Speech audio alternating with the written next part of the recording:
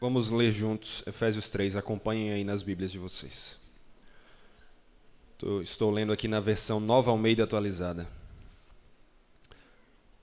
Por essa razão, eu, Paulo, o prisioneiro de Cristo Jesus, por amor de vocês, os gentios, se é que vocês ouviram falar a respeito da dispensação da graça de Deus a mim confiada, em favor de vocês. Pois, segundo uma revelação, me foi dado conhecer o mistério, conforme escrevi há pouco. Resumidamente, ao lerem o que escrevi, poderão entender a minha compreensão do mistério de Cristo, o qual, em outras gerações, não foi dado a conhecer aos filhos dos homens, como agora foi revelado aos seus santos apóstolos e profetas pelo Espírito. O mistério é que os gentios são co-herdeiros, membros do mesmo corpo e coparticipantes da promessa em Cristo Jesus, por meio do Evangelho, do qual fui constituído ministro, conforme o dom da graça de Deus, a mim concedida, segundo a força operada do seu poder. A mim, o menor de todos os santos, foi dada esta graça, de pregar aos gentios o evangelho das insondáveis riquezas de Cristo, e manifestar a todos qual é a dispensação do mistério que durante tempos passados esteve oculto em Deus, que criou todas as coisas. E para que agora, pela igreja, a multiforme sabedoria de Deus se torne conhecida dos principados e das potestades nas regiões celestiais, segundo o eterno propósito que Deus estabeleceu em Cristo Jesus, nosso Senhor. Em Cristo temos ousadia e acesso a Deus com confiança, mediante a fé nele. Portanto, eu peço que não desanimem por causa das minhas tribulações em favor de vocês, pois isso é motivo de honra para vocês. Esse texto vai nos apontar uma verdade muito bonita. Vai nos apontar a união que Deus traz para os povos. E uma canção que me lembra dessa união é que eu queria trazer aqui para a gente meditar rapidamente. Existe uma linda canção chamada Um Só Rebanho, uma canção que inclusive nós vamos cantar aqui logo logo. E ela diz assim, então preste atenção na letra dela. Um só rebanho, um só pastor, uma só fé em um só Salvador. Em teu amor, unidos aqui, no mesmo Espírito, vamos a ti. Um só rebanho, um só pastor, fruto, ó Senhor, desse teu grande amor. Só nos gloriamos na tua cruz. Sê tu louvado, bendito Jesus. Um só rebanho, um só pastor. Ó Cristo, és digno de nosso louvor. Tu és o imã que nos atrai, e só por ti adoramos o Pai. Um só rebanho, um só pastor. Nós esperamos por ti, ó Senhor. É face a face que vamos ver quem nos amou e por nós quis morrer. Que bela canção. Uma canção que nos lembra da mensagem que nós estamos vendo aqui. A mensagem de que povos de todas as línguas, de todas as raças, de todos os locais e de todos os tempos se unem na igreja de Cristo. Não importa a língua, a raça, o local ou mesmo o tempo. Quando nós estamos em Cristo, nós estamos unidos a Ele e unidos uns aos outros na igreja. Essa é a beleza da união que Deus consegue para nós por meio da sua igreja, da união que Deus consegue para nós por meio de Cristo. E é por isso que nós vemos esse texto que nós estamos meditando aqui hoje, nos ensinar que todos os povos se unem na igreja de Cristo. Todos os povos se unem na igreja de Cristo. E essa união, ela foi revelada na nova aliança para que a igreja revele a sabedoria de Deus a todos. Olha aí o versículo 1 do texto e mantenha sua Bíblia aberta porque, como sempre, nós vamos meditar passeando pelo texto. Por essa razão, eu, Paulo, o prisioneiro de Cristo Jesus, por amor de vocês, os gentios. Paulo começa aqui uma oração que ele vai continuar somente no versículo 14. Ele começa, mas logo ele pausa, ele interrompe para falar do ministério que ele tem com os gentios. O ministério que ele tem de proclamar esse evangelho que uniu os gentios, lembrando, qualquer povo que não é judeu, ou seja, inclusive nós aqui, que uniu todos os gentios, todos os povos aos judeus, ou seja, o ministério da proclamação da verdade que em Cristo, na sua igreja, todos os povos se unem como um só povo, debaixo de um só Senhor, debaixo de um só pastor, que comprou para si povos de todas as línguas, raças e nações, o nosso Senhor Jesus. E Paulo vai se chamar aqui de prisioneiro. Ele está fazendo isso porque realmente, no momento em que escrevia essa epístola, como já foi dito aqui em outros momentos, ele estava preso. E ele estava preso por causa da desunião que havia entre os judeus e os gentios. Paulo estava preso por ter sido falsamente acusado de levar um gentio ao templo dos judeus, que naquela época eles não aceitavam que fizesse. Então veja essa questão, a separação que havia entre os judeus e os gentios. Paulo era prisioneiro por causa disso. Mas enquanto, tanto nos dias atuais como naquela época, nós pudéssemos ver que a ideia de você ser prisioneiro é algo que normalmente traz humilhação, é algo que ninguém quer destacar, Paulo faz questão de destacar o seu estado aqui. Porque ao invés de trazer vergonha para si ou vergonha para os seus ouvintes, isso era motivo de honra. Era motivo de honra, porque Paulo não estava sendo prisioneiro de Nero, não estava sendo prisioneiro do imperador romano.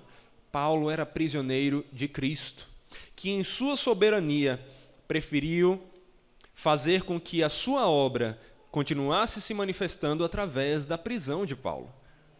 Paulo, como prisioneiro, contribuiu para o avanço do reino. Paulo, enquanto prisioneiro, escreveu várias epístolas, inclusive Efésios e mais 3 outras epístolas. Escreveu Colossenses, escreveu Filemão, escreveu Filipenses. Todas as epístolas que nós temos aqui e que nos mostram a palavra do Senhor e que nos mostram que muitas vezes aquilo que é vergonha para o mundo é glória para nós que estamos em Cristo, porque Deus usa até mesmo dessas supostas vergonhas para a sua glória e para a sua exaltação.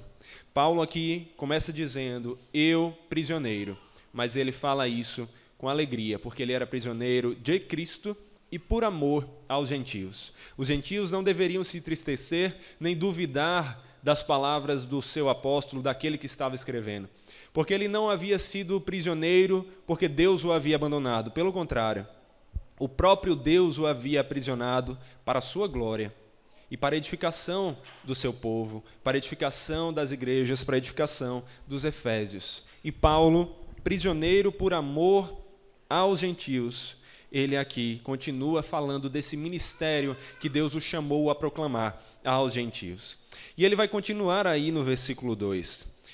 Se é que vocês ouviram falar a respeito da dispensação da graça de Deus a mim confiada em favor de vocês. Aqui, essa expressão, se é que vocês ouviram, poderia ser traduzida como, com certeza vocês ouviram. Às vezes a gente pensa, tem a falsa impressão de que a conjunção se, ela sempre vai apontar a uma ideia de uma possibilidade, uma condição ou de algo que ainda não é concreto. Mas não é assim. Não é assim nem em português nem em grego, a língua que esse texto foi escrito. Por exemplo, se eu falar para você assim, se você não sabe o dia da sua morte, esteja preparado agora. Se você não sabe o dia que Cristo vai voltar, esteja preparado agora. Esse se não está sendo como uma possibilidade, porque é óbvio que você não sabe nenhuma dessas coisas. Esse se está sendo tomado como algo garantido. Ele poderia ser visto mais ou menos como, já que você não sabe o dia da sua morte, esteja preparado agora. Já que você não sabe o dia que Cristo vem, esteja preparado agora. E o que Paulo está falando aqui é um ser dessa maneira.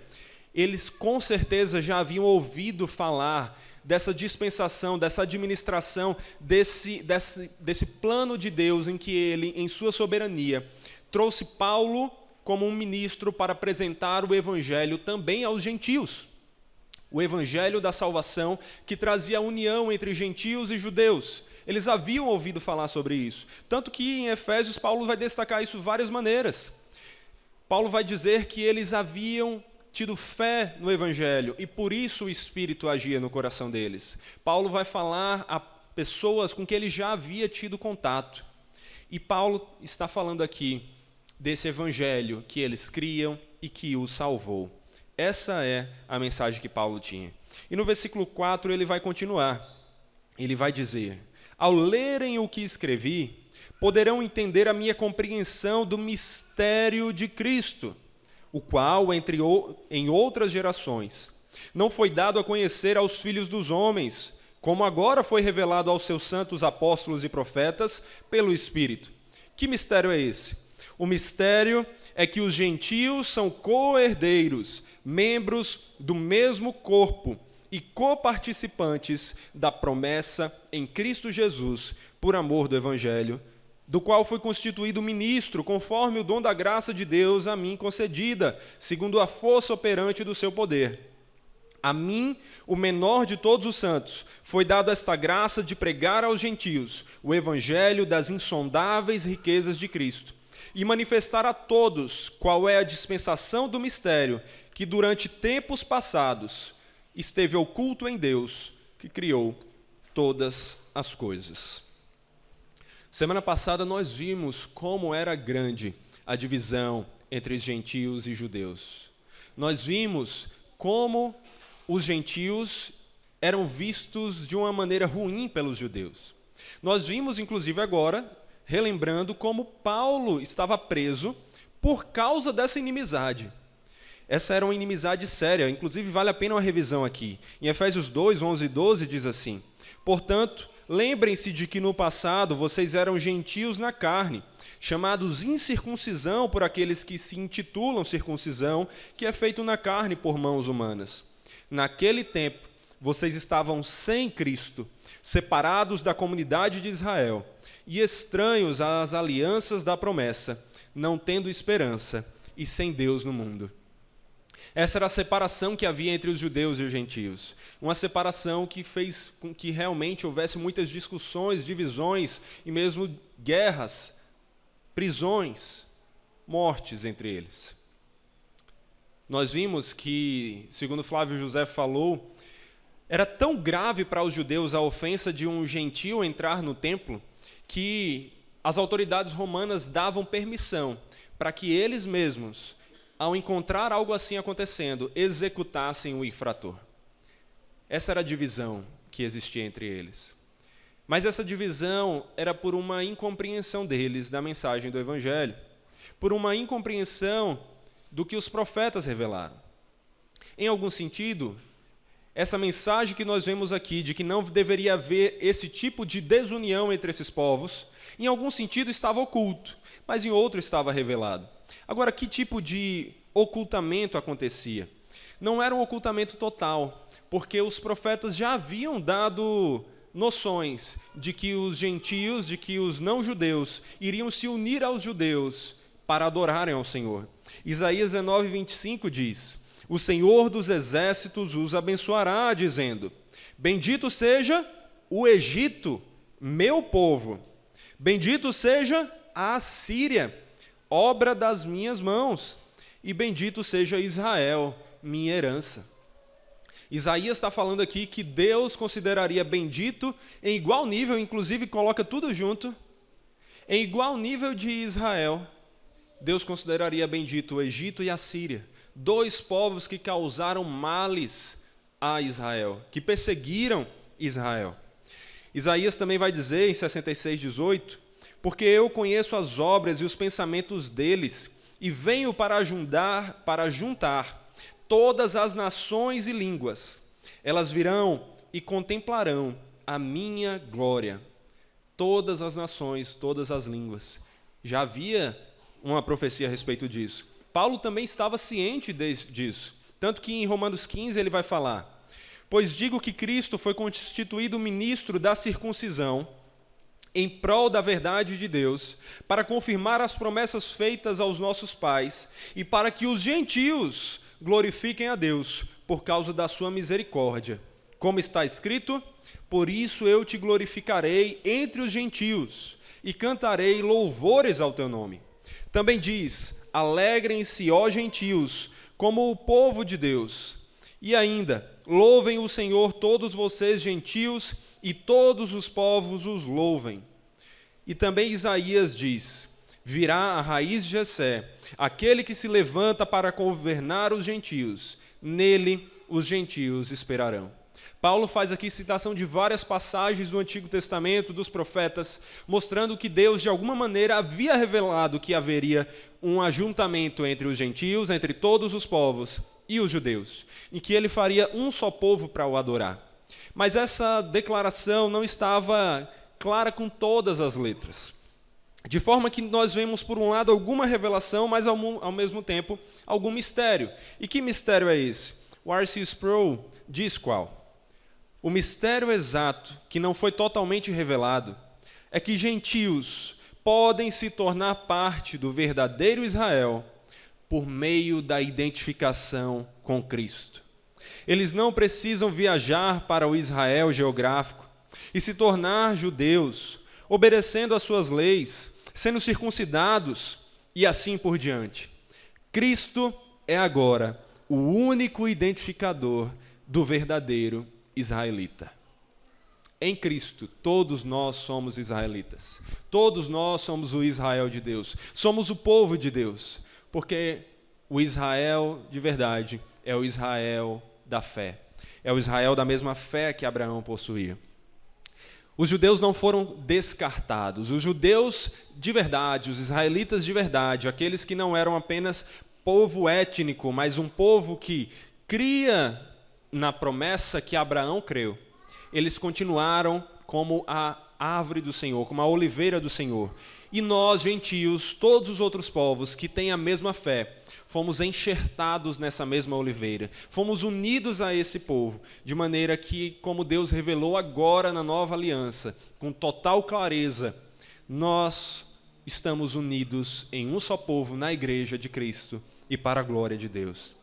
Mas quando chegou a plenitude do tempo, Deus enviou o seu Filho, nascido de mulher, nascido sob a lei, para resgatar os que estavam sob a lei, a fim de que recebêssemos a adoção de filhos. Na plenitude dos tempos, Cristo veio e anunciou para nós o seu Evangelho, o Evangelho que traz união entre todos os povos.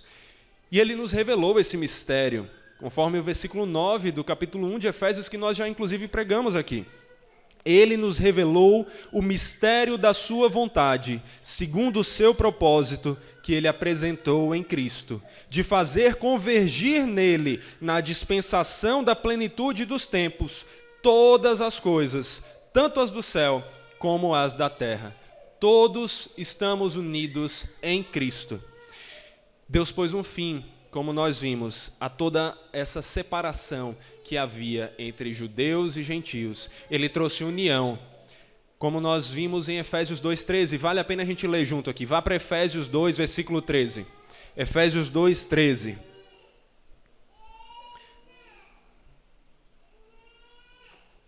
Efésios 2:13 diz assim: mas agora, em Cristo Jesus, vocês que estavam longe foram aproximados pelo sangue de Cristo, porque Ele é a nossa paz.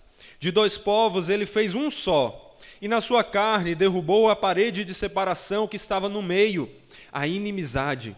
Cristo aboliu a lei dos mandamentos na forma de ordenanças, para que dos dois criassem em si mesmo uma nova humanidade, fazendo a paz, e reconciliasse ambos em um só corpo, com Deus, por meio da cruz, destruindo a inimizade por meio dela. E quando veio Cristo, evangelizou paz a vocês que estavam longe, e paz também aos que estavam perto, porque por meio dele, ambos temos acesso ao Pai, em um só Espírito.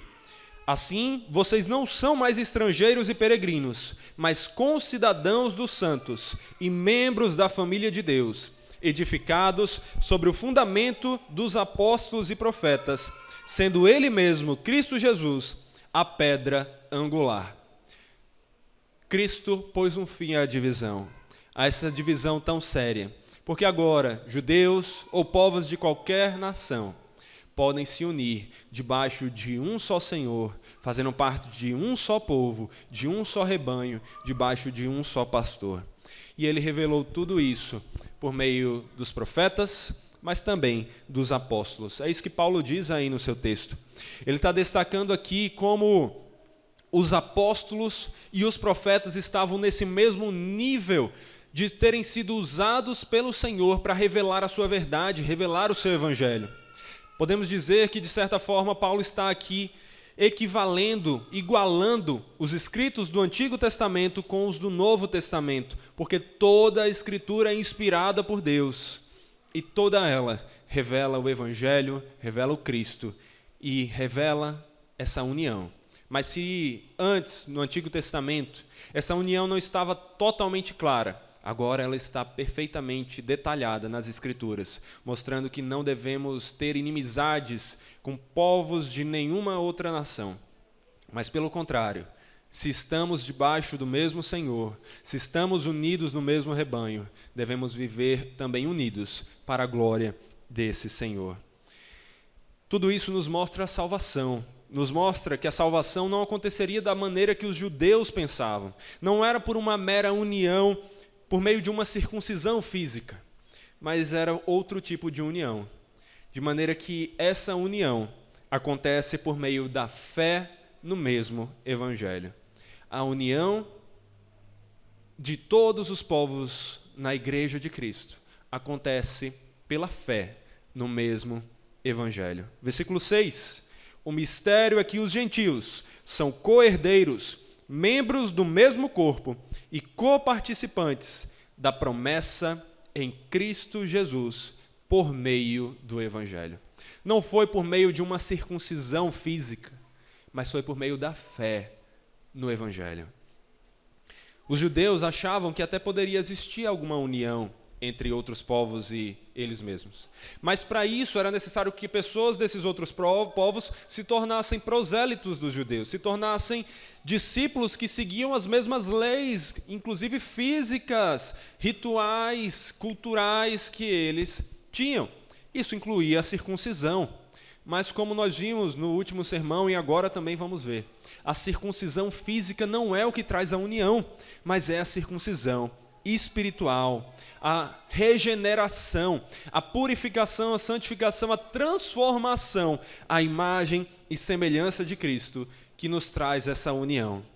Efésios 2:11 diz: portanto, lembrem-se de que no passado vocês eram gentios na carne, chamados incircuncisão por aqueles que se intitulam circuncisão, que é feita na carne por mãos humanas.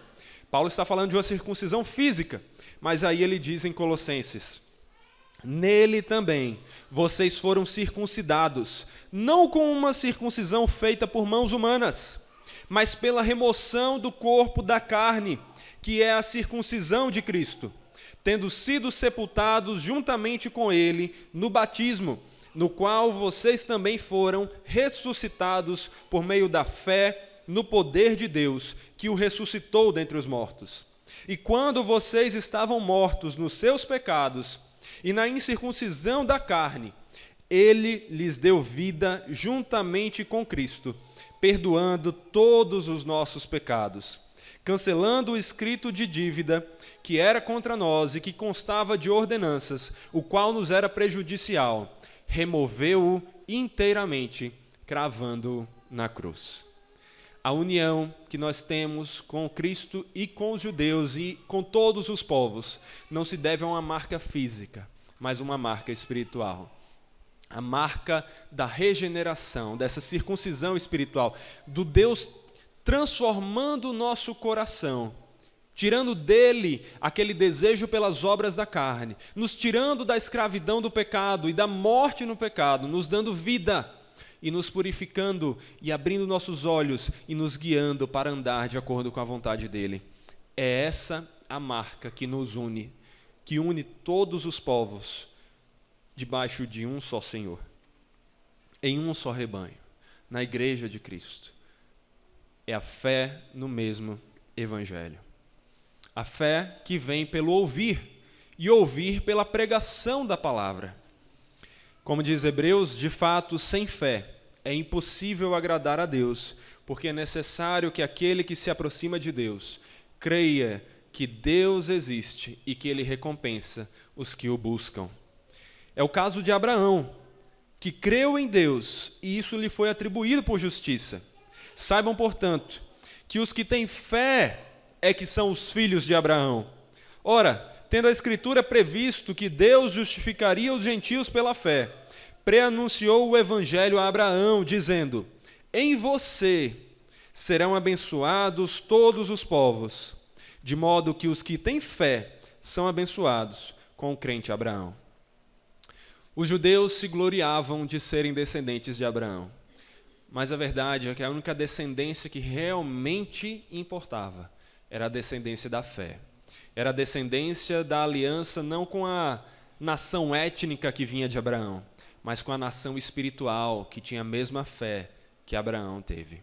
Se nós estamos em Cristo, se nós cremos nesse Evangelho, todos nós estamos unidos no mesmo corpo, na igreja do Senhor. Todos nós estamos unidos como um só povo para a glória desse Senhor. Fazemos parte da descendência de Abraão. Estamos juntos com Abraão, com Isaac, com Jacó, com tantos outros na história. Nós estamos em Cristo e estamos também ligados uns aos outros. Isso demonstra o quanto nós deveríamos amar a Cristo por nos dar uma salvação e uma união tão graciosa. Porque, afinal de contas, até mesmo a fé não é uma obra que nós fazemos, mas é uma graça, um dom que Ele nos dá. E como também nós deveríamos amar uns aos outros, porque estamos unidos na mesma fé, a um só Senhor, e deveríamos cuidar uns dos outros para a glória desse Senhor. Isso nos mostra a importância da igreja. Isso nos mostra como devemos valorizar a igreja, como devemos valorizar a membresia, o estarmos juntos aqui, o cultuarmos ao Senhor juntos.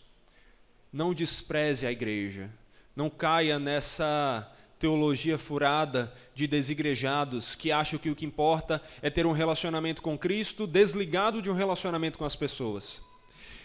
Para estar unido a Cristo, você tem que estar unido ao seu corpo. Cristo é o cabeça. Se você não está unido no corpo de Cristo, como você estará unido a Ele? Mas para estar unido no corpo de Cristo, você tem que estar unido à igreja, porque ela é o corpo dele. Nós temos que amar essa comunhão, até porque toda essa união acontece para manifestar a glória de Deus por meio da igreja. O versículo 8 diz assim: a mim, o menor de todos os santos, foi dado esta graça de pregar aos gentios o evangelho das insondáveis riquezas de Cristo e manifestar a todos qual é a dispensação do mistério que durante tempos passados esteve oculto em Deus, que criou todas as coisas.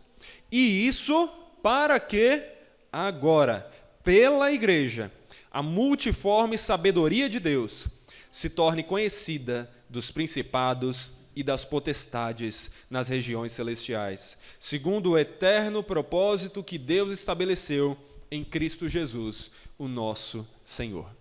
Tudo que existe, existe para manifestar a glória de Deus.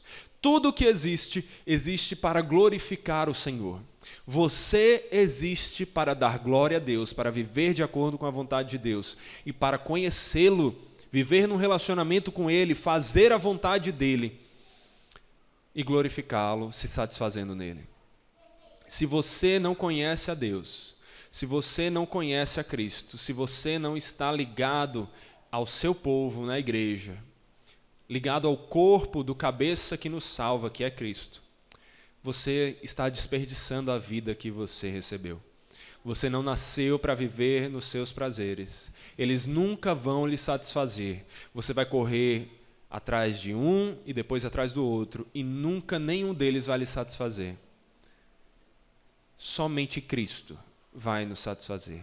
Somente o estar unido na igreja de Cristo vai nos satisfazer. Sabe por quê? Porque nós somos criados por isso. Nós somos criados para isso. Se nós não vivermos de acordo com o propósito para o qual fomos criados, nada nos satisfará. Nós somos como um objeto que foi criado para encontrar casa num local muito específico, onde só ali poderíamos realmente nos encaixar e nos vermos completos.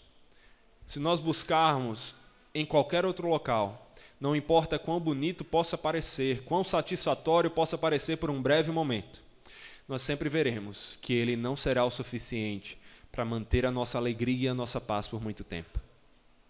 Nós somos criados para Deus. A igreja existe para manifestar a glória de Deus. Isso demonstra também a importância de lutar pela pureza da igreja. Para que a igreja tenha uma membresia fiel, para que todos nós aqui andemos de acordo com a vontade do Senhor, conheçamos o Senhor, amemos o Senhor, conheçamos a sua palavra.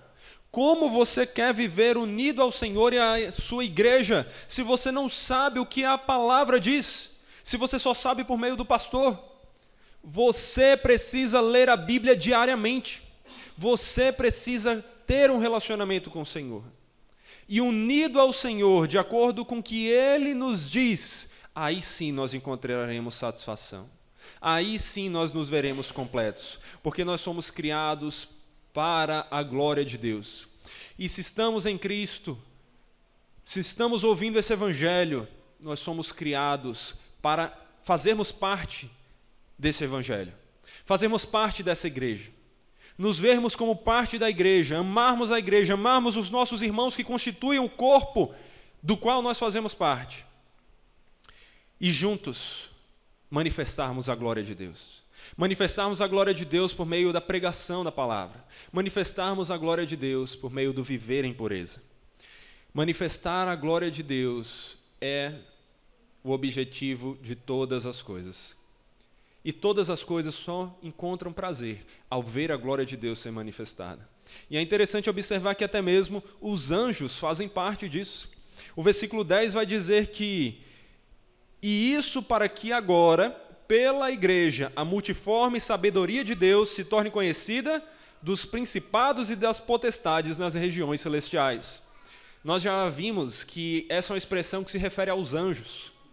Até mesmo os anjos buscam ver a glória de Deus manifestada.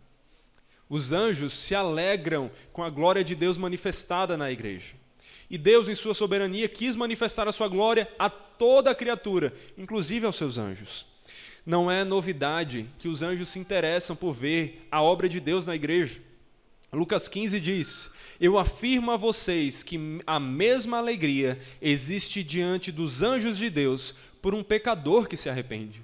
Os anjos se alegram quando um pecador se arrepende, porque eles se alegram de ver que mais um viu a beleza do Senhor deles e quer viver para glorificar esse Senhor. 1 Pedro diz: "A eles foi revelado que não para si mesmo, mas para vocês, ministravam as coisas que agora foram anunciadas a vocês, por aqueles que, pelo Espírito Santo enviado do céu, lhes pregaram o Evangelho. Coisa essa que anjos desejam contemplar." Os anjos desejam ver a glória de Deus manifestada no seu Evangelho, na sua igreja. Tudo isso manifesta a glória de Deus. E aí não tem como a gente não pensar em Romanos 11, versículo 33 a 36. Ó profundidade da riqueza, tanto da sabedoria como do conhecimento de Deus! Quão inexplicáveis são os seus juízos, e quão insondáveis são os seus caminhos! Pois quem conheceu a mente do Senhor? Ou quem foi o seu conselheiro? Ou quem primeiro deu alguma coisa a Deus para que isso lhe seja restituído? Porque dele, por meio dele e para ele são todas as coisas para sempre. Amém. Você, eu, a igreja, todos os povos, todos os anjos, toda a criatura, tudo o que existe para a glória de Deus e só poderá se satisfazer em Deus. não busque sua satisfação em outras coisas. Elas não são capazes de lhe satisfazer. Se você busca a sua alegria no seu casamento, você irá fracassar. O casamento traz alegrias, mas não a alegria que nos preenche, a alegria que não acaba. Se você busca sua alegria nos seus filhos, você irá se frustrar. Filhos não foram feitos para alcançar esse nível de ser aquilo que nos dá a alegria plena. Eles nos dão alegria, e como dão? Mas eles não irão nos satisfazer como nós precisamos nos satisfazer. Somente Deus, aquele para o qual nós somos criados, nos dará a satisfação que nós precisamos. A satisfação que o nosso coração tanto anseia, se buscarmos em todas as outras coisas, nas riquezas, nas conquistas, nos amigos, nas festas, nas drogas, na faculdade, nos trabalhos, na família, nenhuma dessas coisas irá nos satisfazer, porque nós somos criados para manifestar a glória de Deus diante dos outros e nos alegrarmos na glória de Deus manifestada diante de nós. E isso nos lembra da importância da pregação. Porque a pregação é que traz a fé. A fé vem pelo ouvir, o ouvir da pregação de Cristo. E se todos nós somos criados para a glória de Deus, e só vamos encontrar satisfação em Deus, precisamos meditar na pregação que nos dá a fé, que nos une uns aos outros, e a esse Deus que nos salva, e precisamos pregar o Evangelho para que os outros também encontrem essa verdadeira satisfação. Tem pessoas à sua volta que não creem no Evangelho. Tem pessoas na sua família, entre os seus amigos, seus colegas, seus conhecidos, que não têm essa fé. Pregue, seja um instrumento. Paulo diz: eu, o menor de todos os santos, recebi a honra de pregar esse Evangelho. Você também recebeu um chamado semelhante. Todo cristão é um missionário ou é um impostor. Se você não prega o Evangelho, você não é cristão. O cristão é chamado para fazer discípulos de todas as nações. A pregação está presente na sua vida? Você fala de Cristo para outras pessoas? Ou você nem sequer menciona o nome de Deus? Ou no máximo diz: Jesus te ama.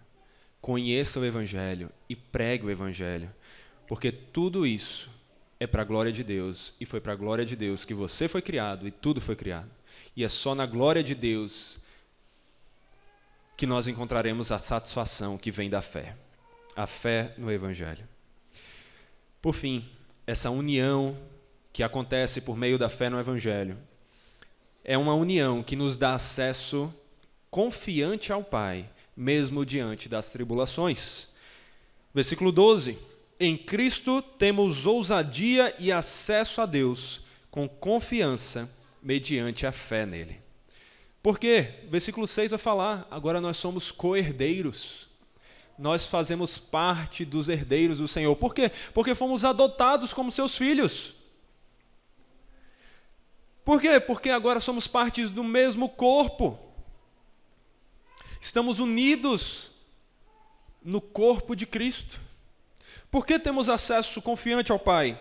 Porque somos coparticipantes da mesma promessa.